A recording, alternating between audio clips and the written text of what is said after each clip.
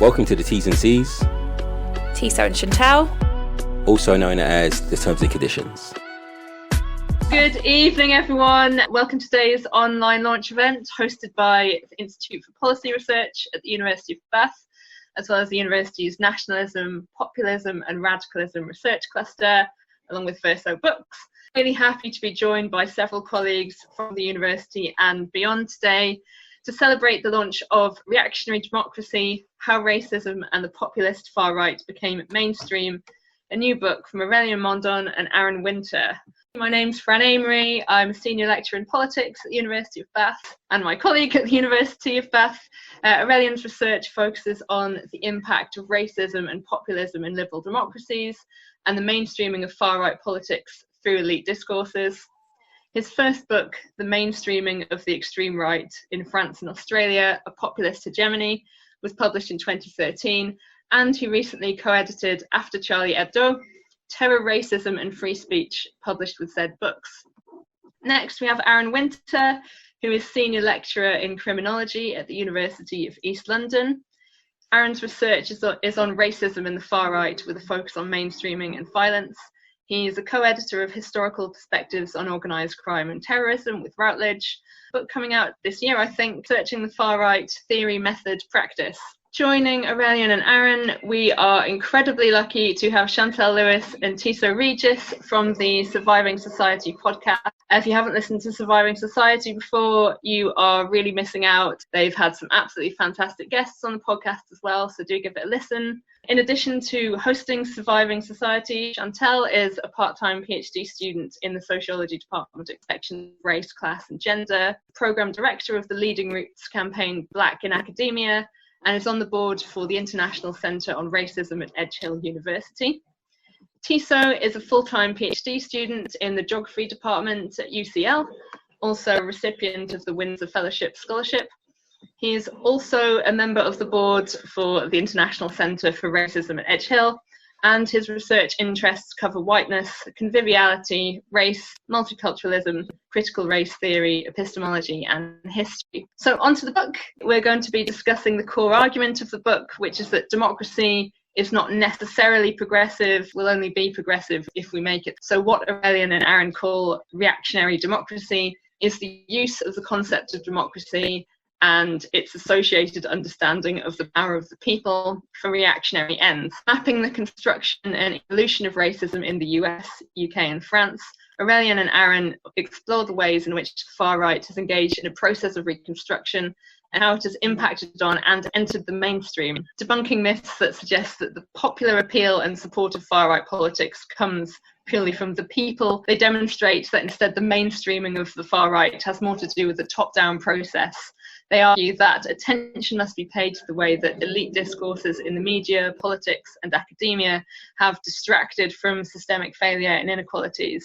And we can witness that in what they call populist hype, but also in the hijacking of things we might normally see as progressive liberal tropes, such as free speech. Now, this is obviously an incredibly timely book. I think it can really help us make sense, I should say, liberal racist responses to the Black Lives Matter movement. I'm sure you will have plenty on that, so I'll just end my introduction by summarizing the closing argument of the book, which is that we urgently need to counter these trends, and this requires democracy to be anti-racist, as well as anti-sexist, anti-classist, and against any and every form of oppression and where they intersect. Thank you so much for joining us. I will kick off the discussion by handing over to Chantal and Tisa.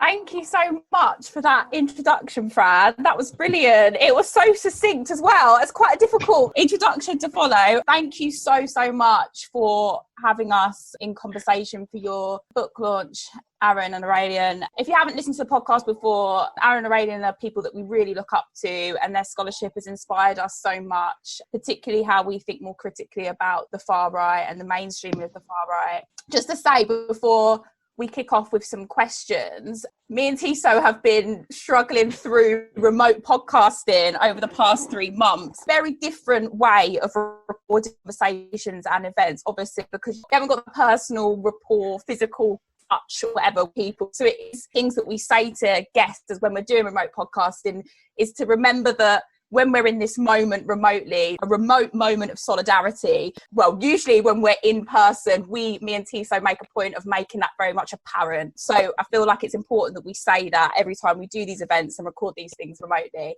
First question, can you tell us about the origins of the book?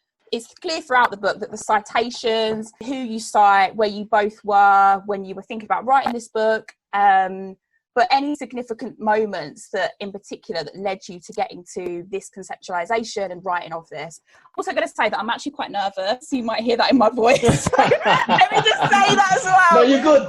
You're good. I'm good. I think I'm nervous. But yeah, guys, tell us about the origins of the book. It comes back to maybe 5 or 6 years ago when we met at a sociology event. And since then, pretty much been ranting regularly on a daily basis at each other about the state of things. What has caused frustrations in our work, in a way, things that we've been working on for a long time, whether it's the extreme right, the far right, mainstreaming, how it's not always tackled the same way as the extreme right or the far right. What came up in a lot of our conversations, in a way, is something, these kind of tensions between what we call illiberal racism and what we call liberal racism, and how our focus on the extreme right, on the more kind of extreme, violent, but also more entertaining forms of such politics, have diverted us away from the kind of systemic oppression that we see in our societies. And what we try to do here is kind of really shine a light on responsibility of our elite. And what we mean by elite is mostly politicians, of course, but also the media in general, not just the right-wing media and tabloids, but the media in general, but also academics as well, the people who have access to shaping public discourse, shaping the agenda. And what we try to do is shine a light on them, and they have shirked their responsibility in many ways by propping up the far right instead of combating it fully. And so what we're demanding is more accountability here. I sort of share those thoughts and the experience of ranting daily. In one hand, it's that experience as both sort of a shared anti-racism and a discussion that's gone on for many years. I guess one of the things that we share, not only anti-opposition to forms of racism, but interest and engagement and a frustration with the things where society tells itself about racism, who the racists are, what racism is or is not, in a way that conceals and perpetuates systemic racist inequalities and oppressions. I think that we also feel a duty, not only as members of society, as academics, to see being done some sort of form of objectivity, or under this idea that this is what the people tell us. And these myths and narratives being perpetuated by academics, we're supposed to deconstruct and analyze those. And in that sense, we wanted to both challenge racism, how it operates, on many fronts, including academia. Initially, my first foray into the kind of exploring the far right was purely, as you kind of like in electoral terms. So the rise and fall of the far right, the cyclical nature of the far right. And that was the kind of dominant narrative. But as I kind of went further, I thought, well, why is this thing still persisting? So when I picked up your book, I thought, yeah, this kind of explains it a bit more. It digs a bit deeper. And it tried to explain why this thing persists. And this kind of, I think your breakdown between what is liberal racism and illiberal racism, that's what's hidden. Because when most people understand the argument as the far right, that's racism. Nazis, that's racism. With this scholarship as well, and particularly in this book, I feel like it's such a cathartic read. When you come up against liberal racism, it's so much harder to name and also fight in itself.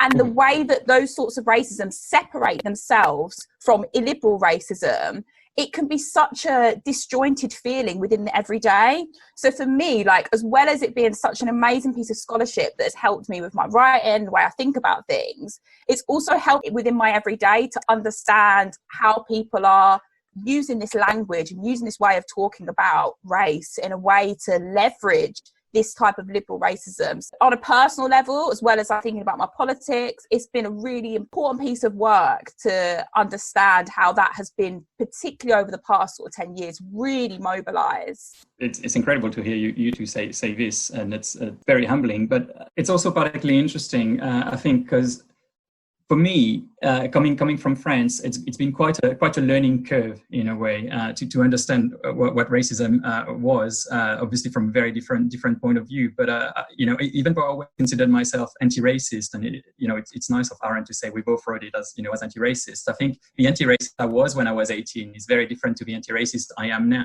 in many ways. And the anti-racist I was when I was 18 was was couched in the ideas of French universalism, the fact, in France we don't see race, in France you're just French and all that. And how much I had absorbed a lot of that throughout my schooling, throughout the way history is taught there. Of course, history has many problems with the way it's taught here as well, with regard to empire and things like that. And to me, deconstructing that over the years, and particularly over the last kind of 8-9 years, I think, and since my PhD, really, I think has been very helpful. So it's kind of nice to see it coming together so well in this book. And I'm hugely indebted, obviously, to Aaron and all the work that he's done on this. And I think what really struck us is how easy it is to fall in the comfort of a liberal racist society, have this kind of other. And again, like here, we're hugely indebted to all the people who have worked on post-race and all these kind of things, or even new racism with Balibar or post-race Lentin, Goldberg, and so on. And how easy it is to fall in the comfort of this idea of post-racial society. The idea that after the Second World War, after kind of the civil rights movement in the US, things got better eventually. We overcome race, and eventually it led to the election of Barack Obama. And that's it. We live in some kind of post-race world where, of course, racism happens, but it happens in kind of happenstance. It happens in like kind of explosions of evil that everyone will denounce. Pretty much everyone. Even Nigel Farage would say that a terrorist, a white supremacist terrorist attack is terrible. Marine Le Pen will say that as well. And so it kind of prevents us from really thinking about the other side of racism, which is the systemic one, the one that most of us are participating in, and certainly that benefited from a lot. And so I think this is really what we wanted to kind of uncover and bring back again to the fore, as many of us have done. So hopefully, it's nice to hear from you too that it kind of worked. Yeah, thank you. It really means a lot, you saying that. And it is quite humbling. When I started my PhD was working on the far right in America in the post-civil rights era. And I found myself going to seminars, talking to everyone who talked about this concept of extremism, which, as we know, has become sort of a much more hot topic. And everyone seemed so worried about how they were going to affect the mainstream, and rarely questioned any of the policies, structures of both society and the mainstream during periods where there was, everyday bordering. And celebrating this notion of progress. And oftentimes in these rooms, no one who would have been affected by racism was having discussions. Everyone was patting themselves on the back, saying how great progress was. And when someone spoke up, they would say, well, that's taking things far. Progress needs to be slow. The only thing they seemed to urgently worry about was whether the far right was going to penetrate the mainstream. And for me personally, I've hesitated sort of speaking about myself, but because I come from a family, my grandparents were Holocaust survivors, I saw the way in which that moment has become the sort of defeat of Nazism and the liberation of so many sort of persecuted groups from the concentration camps, was taken as a pat on the back by societies that continue to perpetuate systemic racism and use this as a model. And I think this is where the post-race idea and the liberal racism comes in, where the Nazism, the defeated, much later Jim Crow, and the far right becomes a remnant of that old order that we need to stop. A serious lack of questioning of how the society itself operated. And it was interesting for me as a sociologist who was taught that you need to deconstruct these structures, that what is systemic, structural, institutional, what in relation to power was paramount. But in far right studies, that was not the case. Isn't it because the far right are easy to caricature? Like the Nazis, Raiders of the Lost Ark, these are cartoon figures. They stand out, and it's easy to call out. So it also kind of, for me, when I think of it, kind of attaches onto that Enlightenment idea of progress. We're always marching forward. So we beat the Nazis, civil rights, this linear line of keep moving, keep moving, keep moving. And any kind of deviation from that, they're like outliers. If someone's a racist in your town, that's an outlier. Society marches forward. This is how we kind of see these things. And it's difficult to talk about racism if we see it as an outlier when it's clearly systemic. But systemic is hard to conceptualize and speak about in the same way than as we speak about a Nazi in your day-to-day. I think you're spot on. And I think the way liberalism has been very, very clever at kind of owning up to moments of progress that actually quite often it fought against. And we try to kind of deconstruct that partly, although that's not the aim of the book. And the aim of the book is very much to focus on racism and the far right. We try to look into it in one of the chapters, how liberalism, as Aaron was saying, the pat on the back after the Second World War. And we still see it today, the way some people talk about Winston Churchill as, being the kind of victor over Nazism. Winston Churchill was hardly innocent in propagating racist theories at the time. And this pat on the back and the way liberalism has managed to make us believe that progress was inevitable and it would just take time. We would just have to wait. And all this progress was thanks to liberalism. And if we waited long enough, everything would be fine. Not just in questions of race, I think has worked a lot and still works. And I think we could see it with the recent kind of Black Lives Matter protest, the way they kind of moved to the UK. And there was this kind of moment of hope and awakening and realizing, and you could see like institutions putting out kind of statements that were unseen before, whether of course they live up to actions is another matter, of course, but still things that statements. Yeah, exactly. Things that seem quite different.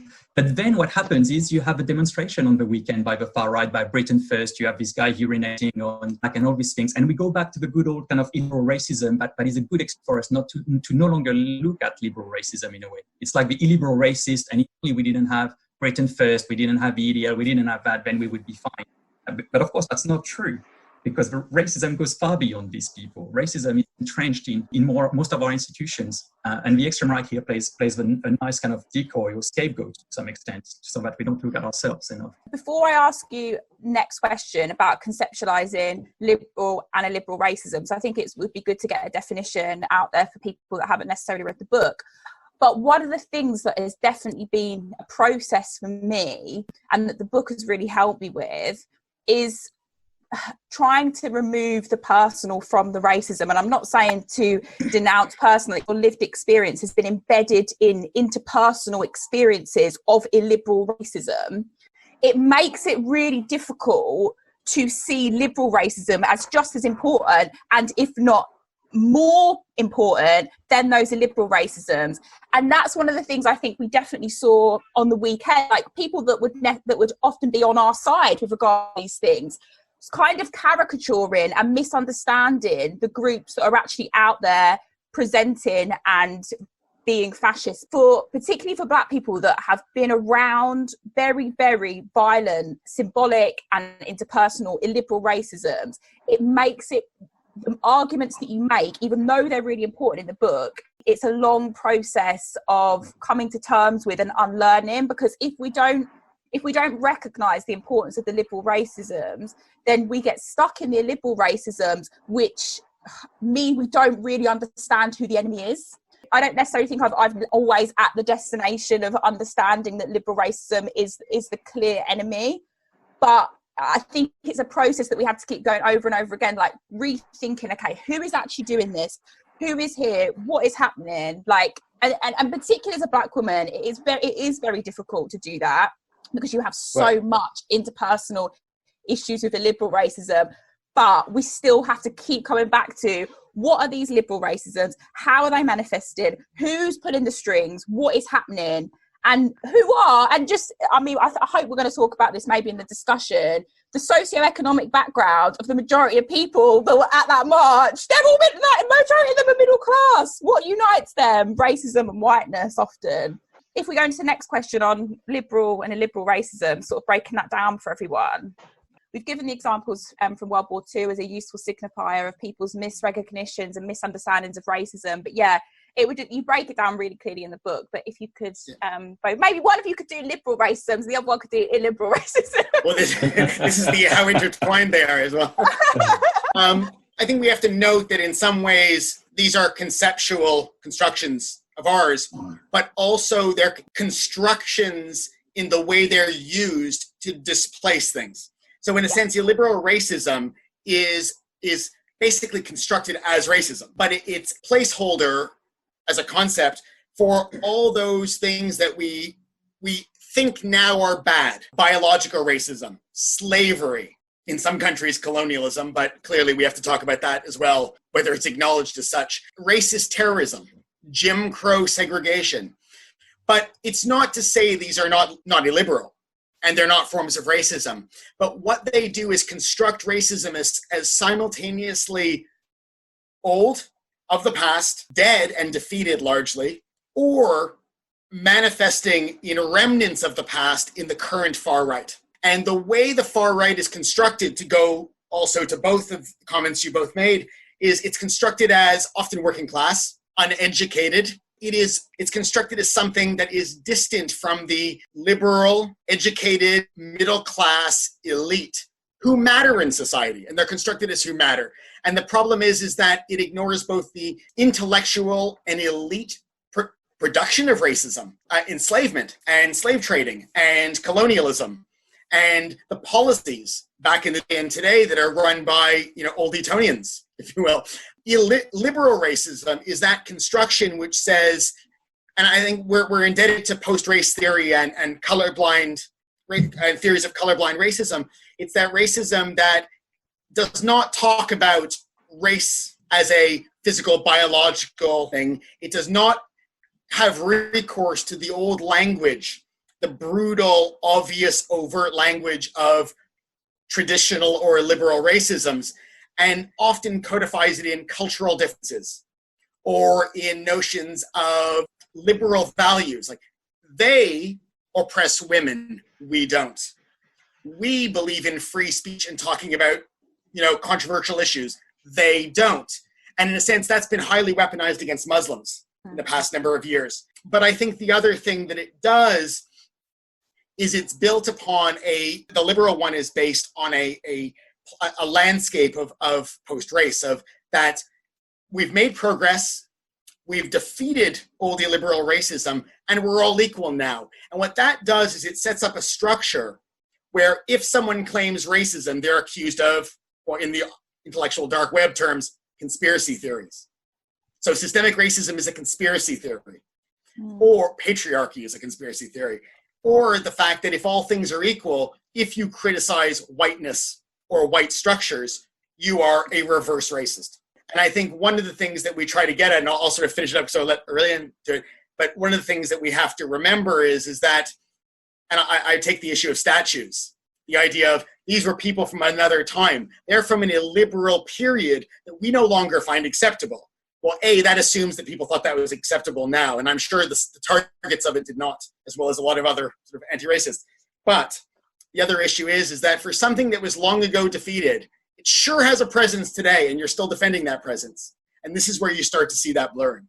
Blurriness is quite important here as well. And to go back to the point that Tissot was making about liberalism as the kind of unquestionable center and unquestionable kind of good almost in our society. We need to protect liberalism. We need to protect liberal democracy. What we try to look at as well in the book, and that's where, in a way, the kind of illiberal racism comes in as important, is we've seen media coverage, politicians as well, this kind of idea that nowadays in politics and in democracies that are more and more distrusted for more and more good reasons, where power is held within few hands, where the media again is controlled by few people, and where speech is not equal by any stretch of the imagination. Some people have far more public presence than others.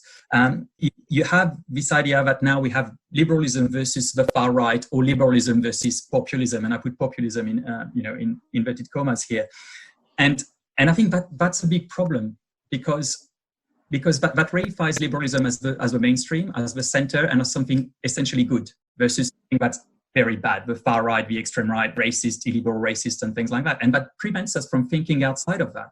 And that prevents us from looking at liberalism critically, as we should, and at the failings of liberalism, which are many, and also looking at other alternatives potentially. And it doesn't matter what the other alternatives are, but at least looking at them. And we can't look at them because anything that's outside of liberalism is seen as either populism or radical or it's not going to work and all these kind of things. And so we're really limiting our democracy here. And that's what we call, in a way, reactionary democracy. The idea that democracy nowadays is either the liberal status quo, which doesn't work for most people and hasn't fulfilled its goals, or the far right and populism. And to us, we need another. It seems that when you look at it that way, liberalism is like, it's almost like Francis Fukuyama's argument. It's triumphant, right? Mm-hmm. And it places itself as opposed to all these other forms like fascism, communism, and we appear to always be the direct opposite. But right now, at this time, the argument seems to be internally, right? So we have a mirror up to our face, and we don't know how to react or what to do, because these problems still persist, right? The question is, before we were the opposite of what we were fighting against, but right now, the mirror is up to the same problems we've always faced: poverty, sexism, racism, and we still haven't defeated them. So we don't know. It's an existential question. Who are we? And you see that in far-right movements, especially in some of the far-right movements, they ask the question like, who are we? Where do we go from here? This is the kind of question that people keep asking. So your book kind of demonstrates that that tension quite well, I think. I think one of the problems is the who are we is posed as a particularly from sort of like liberal speakers or scholars, it's posed as a universal question. And I think part of the racism of liberalism is not what it codes or what it conceals, but in the way it says, don't worry, people, we're managing the situation for you. You'll wait, you'll be patient, and all these inequalities will eventually, if other people are ready, not me, those other people, will get to you. And I think that's also the limiting of the horizons that we talk about. And then when you do have an insurgency, or you do construct a radical alternative, it ends up to be something that is, you've already legitimized as the people's will. It's already the reaffirmation of those structures as allegedly from people who are in need of representation. The people who are most deeply affected by, for example, racism, are not given that representation or that radical alternative. And you can see that in the response to the protests. It's like, yeah, but don't go too far. Yeah, but don't do that. Let's have a discussion. Let's get around a statue, have a discussion. And by the way, if we're all just liberal, I know who's going to win, and I'm going to tell you you'll all be happy. That's part of the problem. The construction of the who are we as well is quite interesting in how, I mean, it builds again on what Aaron was saying, and like who is the we and who is given space and air as the we. And what we see here is that the we is either the liberal middle class who are good, and then, or it could be also quite often a new working class, which we see as a construction in and of itself. But this white working class has been very useful in a way as a construction for the elite, not for the white working class itself, which we don't believe actually. Yeah, as we said, is a construction. It's been very useful because it's allowed the elite to speak for the people, but also to kind of deflect their responsibility, which is like, look, yes, we put in border protections. Yes, people are dying trying to come to our countries and things like that, but that's what the people want. And who else but the working class to represent the people? And of course, this is based on kind of really shoddy data. Wherever you look at, whether you look at it in France, in the US, for the election of Donald Trump, or for Brexit, or for UKIP, these were not working class moments. Even though our media, both the tabloids, the right-wing media, but also the liberal media, Guardian, for example, bought into that idea of the working class revolt, giving a lot of space to so-called populism and so on and so forth. And I mean, this is incredibly problematic because it's based on flawed data. Most moments, you can look at it in the book, there's all the data there, and also a citation to other people like Danny Dorling, who have done a lot of work on this as well. A lot of these movements are very much elite-led, but also elite-supported. For sections of voters in the US still voted for Hillary Clinton.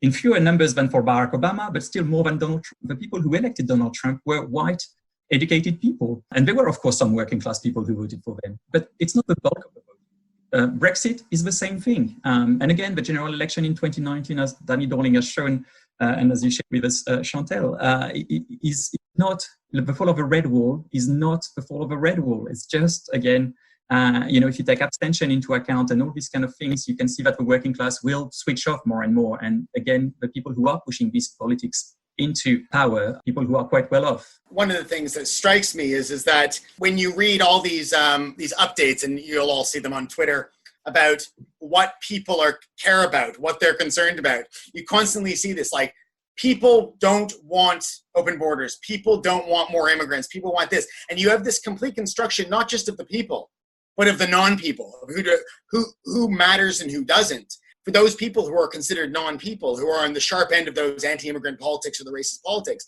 you're being told again and again, not just by politicians and tabloids, academics, you are not people, you don't matter.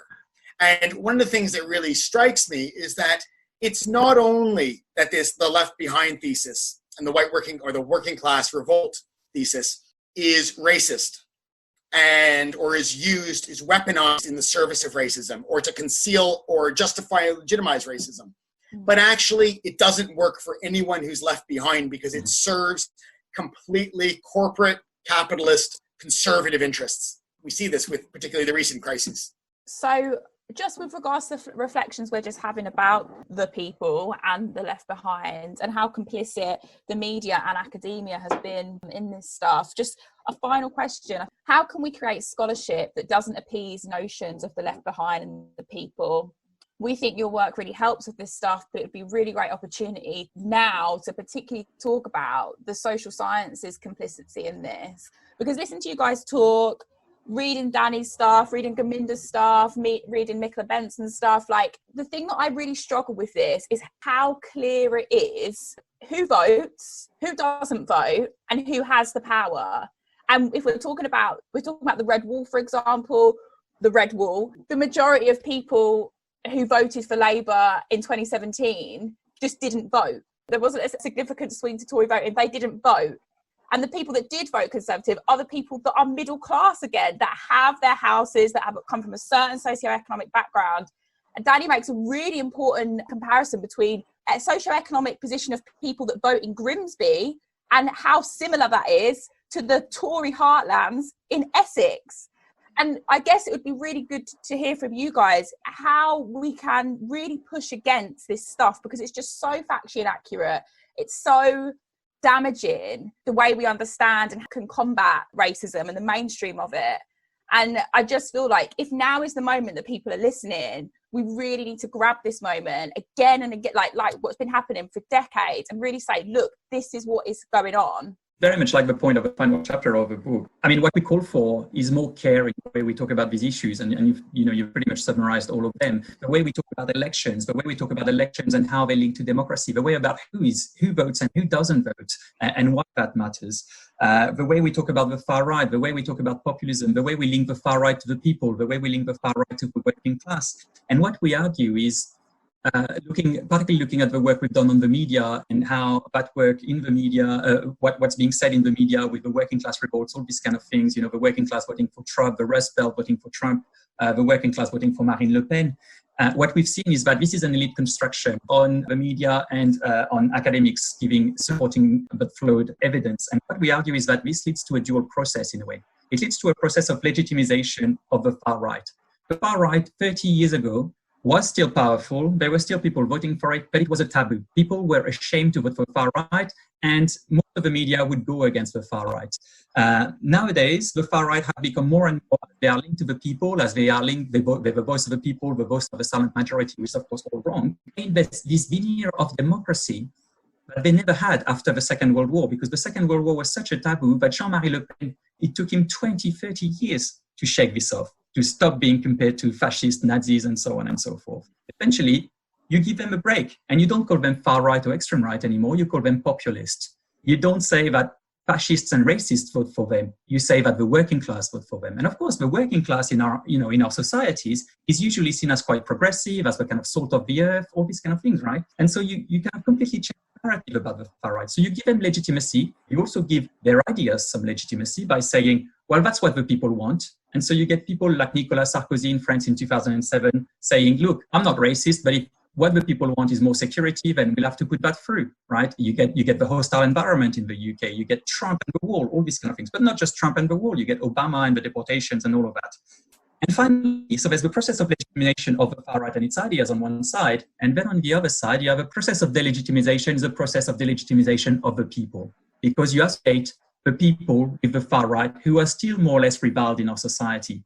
And who is the people? Well, it's the working class, but it's also all the kind of, the working class is also kind of the most diverse section of our society. So you demonize in a way and delegitimize democracy as such. And you're telling people, let us, as good liberals, rule for you and don't worry about things, because otherwise you'll get the far right. And so what we're looking is this dual process of legitimization and delegitimization. And what we're asking and demanding, in fact, is accountability, but also more care in the way we talk about these issues. Because these have real consequences when you have access to public discourse. Okay, I'm going to cut in there because I can see the questions. A good one to start with, how do the speakers recommend championing intersectionality without erasing the struggles and needs of other marginalised identities? Use it properly for a start. Recognise for the scholarship of intersectionality starts with Kimberly Crenshaw, and its origins are with Black working class women and how they navigate employment and the law. So if you're talking about that, recognise that that is your starting point and don't misuse it. It's not about collecting different things that you think are intersections. Recognise where it starts from. Day-to-day basis, and like if we're not talking about academically, like in people's everyday lives, I think people need to stop reacting and start thinking when they speak to one another on your daily interactions, right?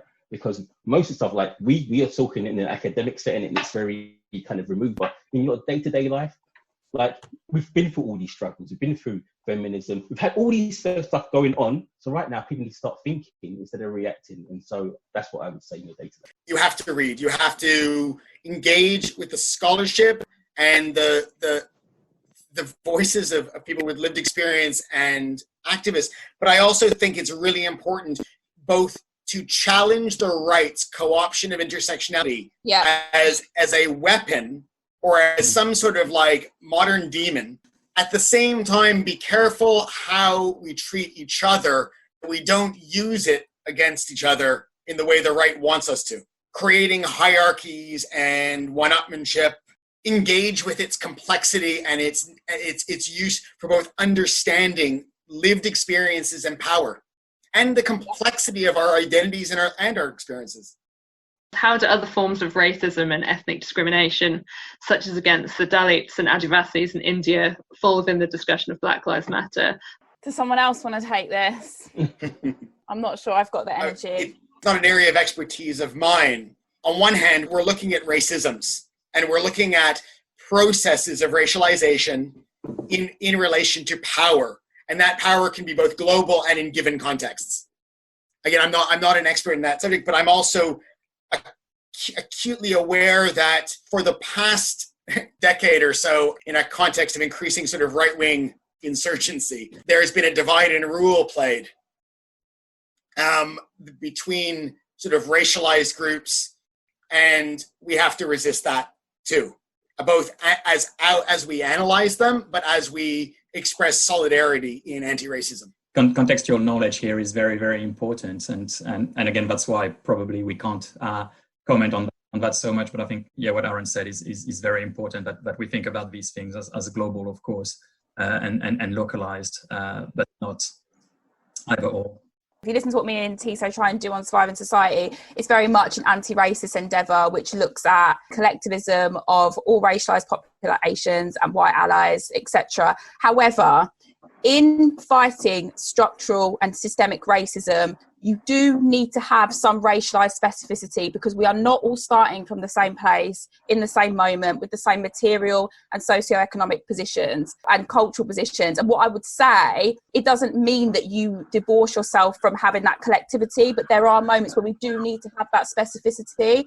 And I think for some Black people in particular in this moment, it has been slightly disappointing to not see that specificity being focused on. And sometimes it looks like us calling for divide and rule. It's not that. It's not about that. It's about asking for some specific examples or specifically talking to a particular racialized experience. That doesn't mean that we're not recognizing the importance of collective anti-racism, but we do need that specificity. So building on the subject of who we are, what should we be teaching our kids, or what needs to change about what we teach our kids about British history and to raise awareness about racism in schools? Like, I haven't grown up in the UK, even though I'm very critical of the way French teaches history, which I think says something. And I think what's quite different, though, is that I think there's maybe a lot more material on how to do it better here than there is in France. There's a lot more of an anti-racist tradition in the UK, a scholarly anti-racist tradition in the UK than there is in France. And so there's this kind of weird disconnect, but all of it seems to be here. There's some amazing scholars who have been working on this, on how to teach empire, on how to teach colonialism, on how to teach racism to kids, and it's all here. It's just not taken up. And again, who is it not taken up by? It's not teachers who have a choice. It's not the working class who has a choice. It's not the students, the pupils who have a choice. It's the people who are imposing these programs on us again. And why? Because, well, it serves certain purposes and certain interests. It's all there for us to change. And again, if we were in a democracy, or if we were in a democracy worthy of the name, I think, these things wouldn't even be questions anymore, because we have all the resources. That's what Tiso was saying. This is time for us to kind of think and act, because all of it, it's all there for us to take. It's been an urgent situation for a long time, I think. But I think the problem is that this country, by and large, the powers that be, don't accept these things were a bad thing. They not only do not accept that, they become more emboldened about it. And you can see this very clearly, the focus on education from Gove and Our Island Story, or the increasing prominence of someone who we call like one of the legitimizers, Toby Young, and the role of education in the reactionary backlash. This is not just a far-right thing. This is the elite digging down and reasserting it. I mean, a while ago, we wrote a small piece in relation to a sort of Chelsea football take racists to Auschwitz, which I thought was an odd reward and disrespectful. But no notion that there was racism in this country. There was a history of racism, and not only racism, but the implications of the violent, brutal, genocidal implications. That story can be told in this country and from this country. It's not only that it's not engaged with, they're actually publicly defending statues in front of our children. Children are seeing this. They're being told these are still up for debate, but more often than not, good. Because, the Boy Scouts, or, be defeating Nazis, or charity work. I think educational question is absolutely imperative, but I think it requires a real fight. And I do agree, there's some amazing material out there. I don't want to pick and choose. Remy Joseph Salisbury has Absolutely. literally just published a report with Runnymede about racism in schools and police presence in schools, which I recommend everyone read. But there is so much work on how to engage pedagogically with teaching children about colonialism, empire, and racism. Listen, I think there's lots of information out there already. So I don't think when people say, what do we do? The answer is like, there's over like 150 years plus of research and scholarship, not just academic, journalistic pieces. Like everything's out there, but it just takes work. But I feel people, it challenges things of the concept of nation and togetherness, because what we're asking deep questions about what this nation is. And the narrative we've been told in school is that this nation we're on the right side of history all the time. Especially after 1945, we are definitely the good guys. So all this stuff you're talking about in Kenya, the Mau Mau, it's all very awkward right now. And so as a black person, when I went to school and I discovered all this stuff, it's like someone's been lying to me all this time, but it's not. So when I talk to my friends, I said, look, what you learned in school is the idea to be proactive. It's a proactive experience, right? So I've had to go out there myself and educate myself. So learning doesn't stop at school. People are telling their kids to do stuff. They need to do stuff themselves. Go out there and be proactive, because all the information is out there. I went to university, but I have to be proactive to do that and continue on. And so this is the thing, I want to be proactive and do the work. So do we work within liberalism to redefine it and take a gradualist approach? Or can we overcome liberalism and replace it with, as Aurelien said, a new form of democracy? And how do we get to where we want to be? Well, I don't want to give any spoilers, but that's the conclusion of the book. No, I'm kidding. We don't have, and that's why we don't make them, but we don't have any kind of ready-made answers. We have our opinion, obviously, Aaron and I, but we felt that the book wasn't so much for us being prescriptive about what we feel is needed to overcome the reactionary democracy that we have. What we wanted to do with this book really was to map the current situation, which is that we are illiberal racism, liberal racism, and now we're facing a moment of reactionary backlash, which we haven't talked about a lot during this talk, but Aaron touched on it a second ago, which is increasingly we actually have the mainstream right and sometimes even the mainstream left kind of re-embracing the kind of more illiberal tropes of nationalism. And we even see eugenics coming back to academia, something that used to be very squarely into the liberal camp recently. So what do we do with liberalism? Well, what we try to say, try to show in the book, and try to kind of encourage people again in the book to look into more, is we need to take a critical look at liberalism, and we need to give up on that idea that liberalism, as Tissot was saying, is the kind of neutral, nice, warm center, and we just need to protect it. And eventually, women will be equal, and eventually, we'll all be fine and we'll all be equal. It will take a long time, but eventually we will be okay. And I think what we're encouraging, and again, this is building on a wealth of scholarship, we're encouraging people to look at liberalism and at the progress that has been made under liberalism, and and whether actually that progress that has been made under liberalism, whether it's a progress regarding the welfare state, regarding equality in any shape or form, whether it's because of liberalism or whether it is because of fights that took place against the liberal elite at a particular time. What we're seeing time and time again is that actually, any progress we've made in any section of society has been against the liberal elite. So it's a question of looking at whether, if you want to see whether liberalism can be fixed first, we're not saying that it's necessarily, but we can't fix it. But what we're saying is we need to look at it. And if it can be fixed, well, let's do it. And if it can't, then we need to move on. But we need to look at it. And we're not at the moment. At the moment, we are still taking liberalism for granted as per the end of history that Tissa was mentioning before, as if liberalism had won and there's no other horizon except maybe populism, potentially fascism. And of course, we don't want that. So we need to move beyond that and see where we can go instead of it, I think. Yeah, I think that's part of the analysis is also sort of a attempt to expose these aspects of liberalism. Not that it's been co-opted, but that it's fundamental and liberal values and stuff like that. They're not just, there's a reason they're attracted to this. They want its crimes effectively consolidated and legitimized. They're not merely choosing a liberalism or an enlightenment that ignores the bad things. The sexism, the homophobia, the racism, that's fundamental to it. I think that exposing this is part of, I guess, that sort of more conceptual, and the liberally liberal racism are some of the sort of the conceptual resources or tools that we hope to provide, and we hope to sort of see what people do with. Okay, so lots of good questions coming in. Thanks, everyone. So I'd like to hear a bit more about the ways in which you think the left might be implicated in the perpetuation of liberal racism. Oh, listen. Have we got an hour? Have we got another hour? Oh, dear. I don't know if I can necessarily talk very concise about this because I feel quite emotional about it. Not that emotion and anger aren't very useful tools. I feel like it enrages me so much that it's difficult to actually answer the question.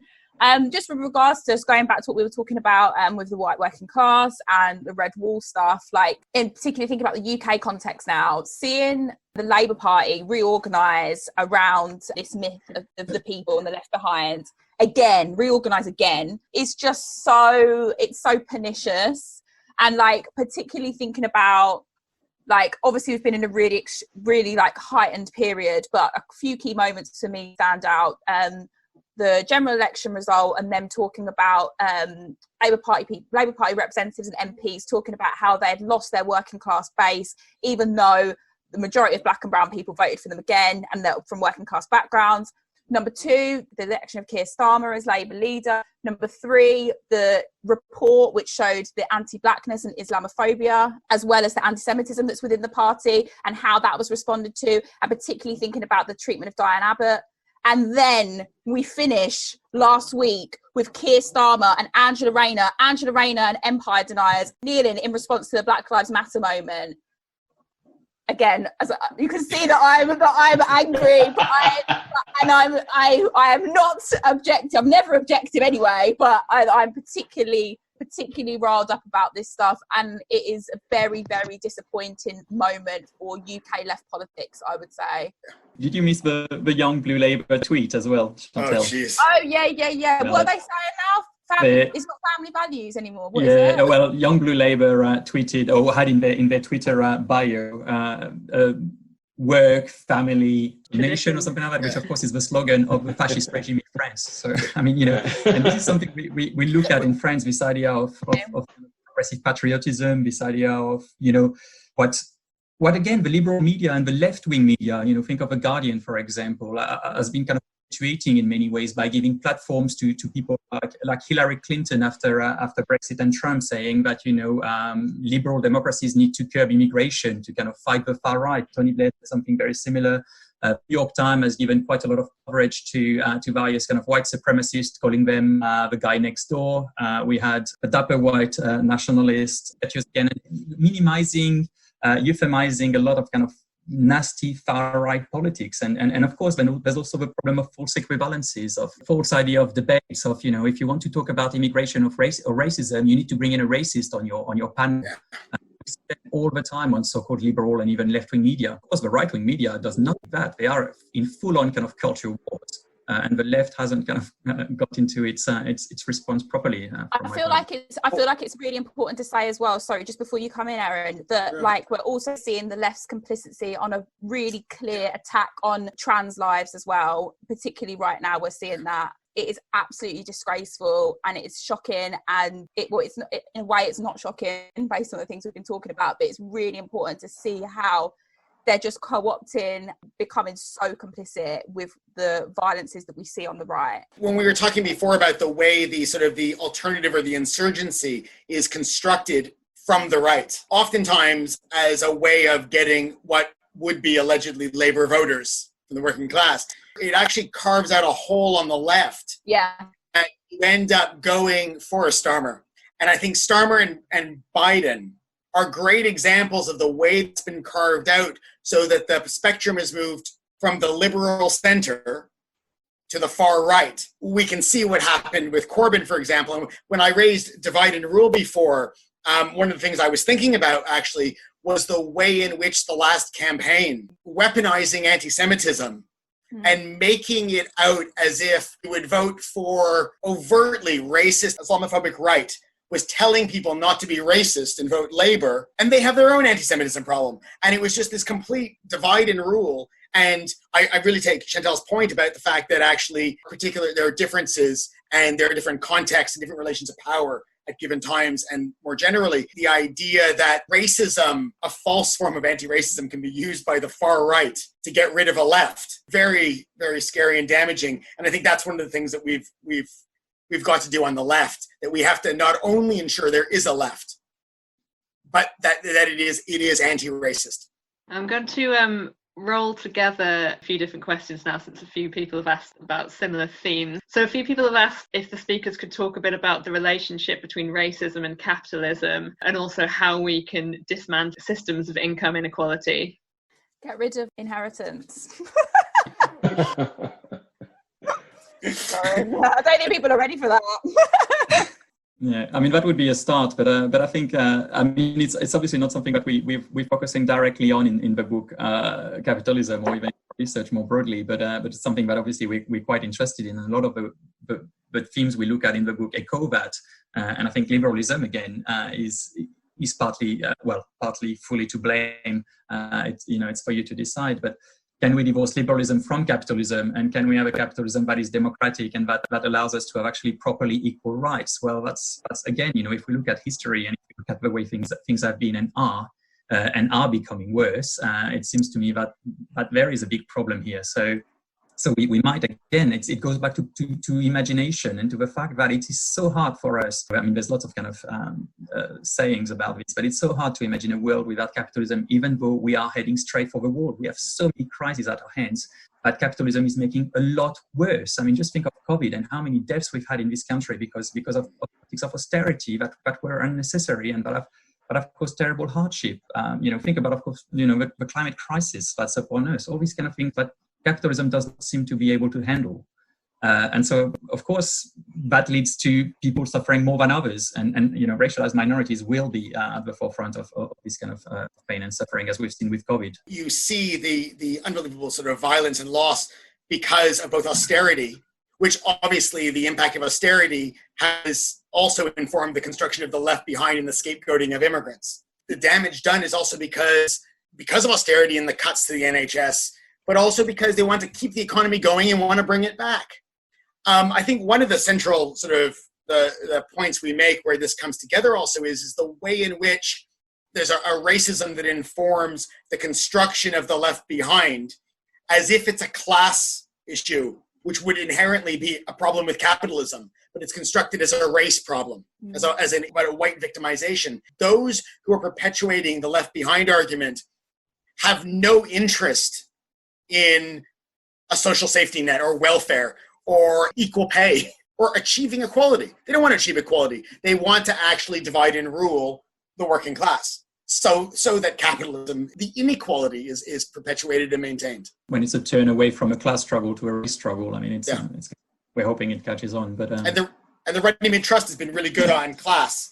And their report on this is really good and helpful to our research. I find the problem with capitalism, it always kind of reduces down to a thing of winners and losers. There's always someone who's going to win and someone who's going to lose. And it's that kind of fear that prevents people seeing beyond this, because they feel like if they change something, they're going to be on the losing side. And until we kind of break that kind of chain, that cycle, we're kind of stuck in this. Even we're talking about the welfare state, it's taking care of someone who's a loser. And we need to get out of that kind of mindset, that capitalist mindset, that someone's a winner and there's always going to be a group of people that can lose. But until we kind of challenge those ideas, I don't think we're going to get any further, really. I think it's also really important, coming back to the previous question about the left's response to this stuff. Like, if we are imagining and trying to think about how we get anti-capitalist futures, is thinking about how those conversations about on the left and how thinking about socialism or anti-capitalism, how they can create liberal racisms, basically. And I think my frustration has been the lack of introspection on that. So obviously, like, fund capitalism, get rid of it. But coming back to Satnam stuff, probably on this, thinking about how intrinsic racism is within that process of trying to imagine these freedoms.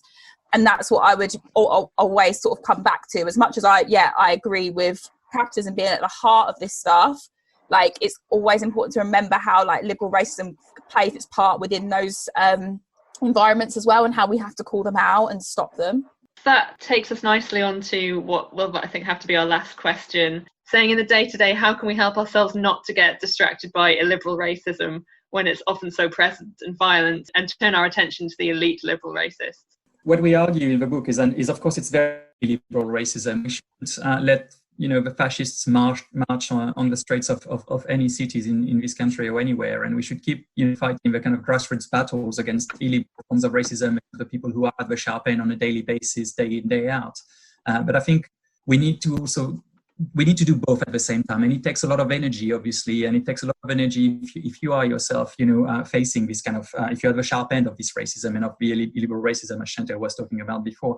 And that's where I think, to some extent, we saw our responsibility with Aaron as well, and particularly my own responsibility there, and how I felt maybe I could help to some extent. I don't want to speak for the people who are at the sharp end of racism. They don't need me to speak for them, and I can't understand their experience. But I can certainly understand the experience of a white man and of having privilege and of benefiting from it, and how if I look at it, it's just disgusting, and I shouldn't be accepting that in a democracy. So I think it's for all of us to kind of look at that and understand that actually, if we want a society rid of privileges, it will mean that some of us will lose their privileges, quite obviously, and I think we need to just fight for losing our own privileges, the people who have them as well, and not let all the work to be done by the people who are racialized, who are suffering from gender inequality. Again, we were talking about all these kind of forms of oppressions which interlinked at the end, and we need to kind of we will have to get rid of them, and that means getting rid of all the privileges, and that means everyone has a part to play to some extent. Particularly thinking about, like, the images that you see last week of the fascists. I'm not saying that you ignore illiberal racisms. I'm saying that I think it's a process of reconciling with them, and that doesn't mean accepting them. It just means recognizing what part they play, and there might be something that there is something that's possibly worse than that. That being said, I just think it has to be something that you take a day at a time, an hour at a time, because it can be illiberal racism can be so draining, that can be so pernicious, particularly if you have lifelong experiences of that. And when you see the images of the fascists last weekend, it's so triggering for some people, particularly those of us that have been around and lived around those people, that have have had very intimate negotiations with some people that present in that way and that will talk in that way. It's not an easy thing to come to terms with, that they're not necessarily, or that what's being caricatured as what they are is necessarily the enemy. And also it's about recognizing that the history of fascists in the UK context, let's think about football hooliganisms, they're not poor people. Like, they're not necessarily people that we share a material conditions with. That often they've been secure in their employment, their middle class. Like, we have already seen that the guy that was being carried out of the march last weekend, he's an ex-detective on a police pension. So one of the things that I do worry about is when we're calling out, actually, I need to think, like, these are liberal racism are something that I've experienced. It's like, yes, they are, but if we present them as a certain demographic of people, we miss a massive other group of people and we don't beat them because we don't understand who they are. And we have to recognise how that liberal racism plays into who we think the enemy is. And I'm not trying to defend people here. I'm just trying to critique the idea of who presents illiberal racism. I think in your day-to-day, I think it's very difficult, isn't it? So I think in people's day-to-day, what do you do? I think the thing is about being aware, right? So awareness of where you are and who you're speaking to. I think that's a key thing, because I think most people want to hear, especially right now in this current moment, all they want to hear is stories of my pain, what I've been through. I don't want to share my pain anymore. We hear this all the time. There's been a big push for this on TV that you see. I just want people now to kind of think, listen, what can I do? And it's just thinking in the situation who you're talking to. And in academia. Yeah, and in academia, yeah. I think it's really important about keeping the eye on sort of the liberal and not just on the illiberal, is to look at the discussion and debates around the statues. Is you have people far right on the street. You have libertarian online platforms. You have academics. You have people in parliament and in government. You have all sectors of society consolidating around this point. And these same interests and these same sort of objects or identifications with both racism, hegemonic tradition, Britain's greatness and empire. They don't share a class. They don't share occupations. They share an ideological interest and often a racial identification. And I say often, not always. At the same time, they may be playing off each other, like some saying they don't represent us, or they're a fringe.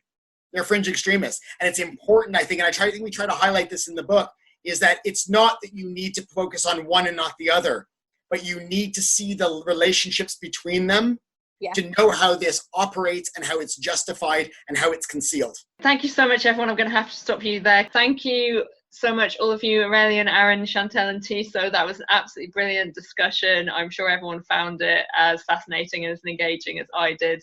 So thank you all four of you. Thank you those of you at home for joining us today as well.